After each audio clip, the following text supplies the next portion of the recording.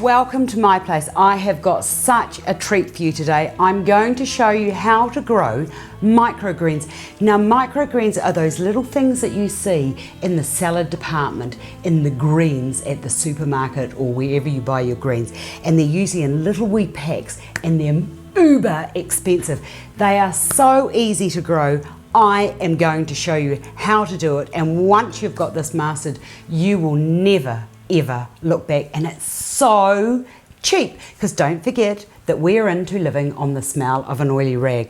Right, what I've got here is a container and it's two terracotta saucers, a smaller one that I've glued onto the base of the top one. Now I've done quite a few little microgreens on this, so it's not quite as pristine as it could be, but that doesn't matter. Right, before we go any further, I've got some rocket, some watercress and some mustard that I'm going to use as my selection of seeds that I'm going to be growing. Take the tops off those, and what I'm basically going to do is to just get all the seeds out of their little wee containers and put them into one big sort of like lovely mix, so that when they're growing that I get 2 or 3 varieties at one time. And I know that you can buy the kits for these, but look, the kits are so expensive. And look, if you're like me and you're on a budget, you don't want to be wasting money unnecessarily. And then along the line, when we've got some more time, I'm actually going to show you how to take seeds from most of these plants. And it's once you find out how to do that too, you're just going to say to yourself, oh, why didn't I do that before? Right, let's get rid of all of those.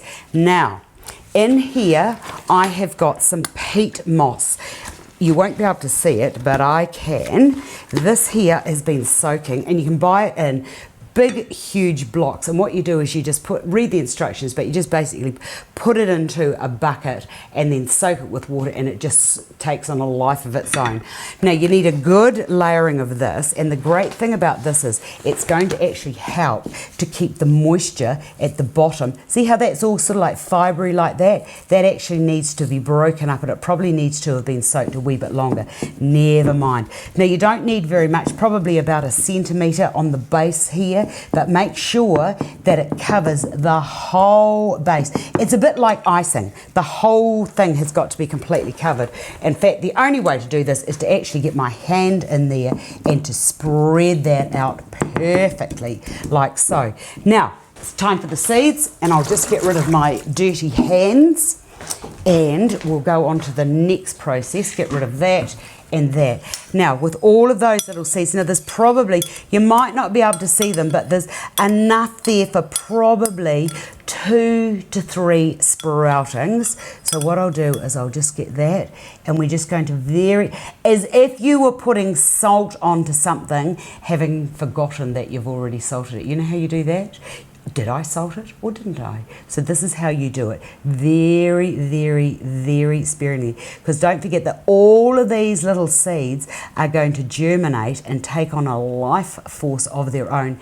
And they don't need to be like fighting with each other to get through. Right, from there, the next thing is to put the seed raising mix. Now, for those of you who are elderly, unwell, a small child, and you have lung issues or you haven't been very well, when you are using any kind of potting mix, seed raising mix, you need to wear a mask, completely cover your eyes and your hands, open the bag gently, and then what I always like to say to people, it's like gas in there, this terrible gas, and it could give you Legionnaire's disease or any other kind of terrible disease that your lungs don't want. So what I do is with the mask, the gloves, etc., open it up and then walk away and leave it sitting outside for perhaps a week before you go back to it. So you're going to have to think in advance. Also, on the back of the really good products of the seed raising or the potting mix, they always give a warning, and a health warning. Read that before you go any further. Now, if you've got any little cuts or nicks on your hands, please don't go into this, because any kind of bacteria that could still be lurking will get into your body, and it's not very nice. Right, from there, it's just a matter of, we just want the finest little covering of your seed raising mix. And the reason I'm using the seed raising mix is because it's filled to overflowing with all sorts of lovely little nutrients that your plants need. Right, once that's all sprinkled over there, just get your hand and slowly, just spread that out like icing sugar when you're dusting a cake. Right, now the next thing is to give this a little wee mist with water, and this is nice clean water. And if it's a rainy day at your place, put a bucket outside and catch the water and put it into this container. Keep it as natural as you can. Right, from there, the next thing to do is, I've got one of these little plastic cloche domes, and the great thing about this is, look at this. Ooh, it's got these little wee holes here, which is fantastic for ventilation in due course. So what I'm going to do is, I'm just going to almost close that off, and what we want is this really beautiful warm environment so that those little seedlings will just all start to pop up. Right, next time I see you will be about 3 days into germination. You'll love it.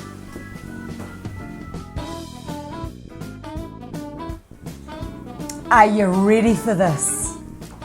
Here we have, underneath the big dome, microgreens that have been growing all on their own for 10 days. Probably will take another 5 days until they are about that high, and these are going to be delicious.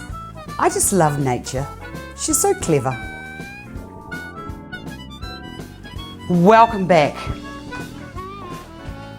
3 weeks later, from little seeds that just looked like they were never going to do anything to these beautiful microgreens. To be perfectly honest, they're probably about 2 days past their use by date. A little tip that I need to tell you, when you are putting your seeds in and to grow, make sure that they're all the same kind of plants, like if you all grow in the same habit. And you can tell just by looking at the packets of the seeds what they look like as they're growing in the picture that the manufacturer or the supplier has provided. The other thing is that once the greens get up, don't forget to take the lid off, and not to mist the top, but to actually water down in amongst that soil. And what you'll actually be left with, and I'll just show you, if you can have a look at this. Look at this here. Can you see that? All the little roots have gone to the edge there, right underneath, and it's formed this lovely mat. Now the peat will dry out, so make sure that you keep it moist all of the time.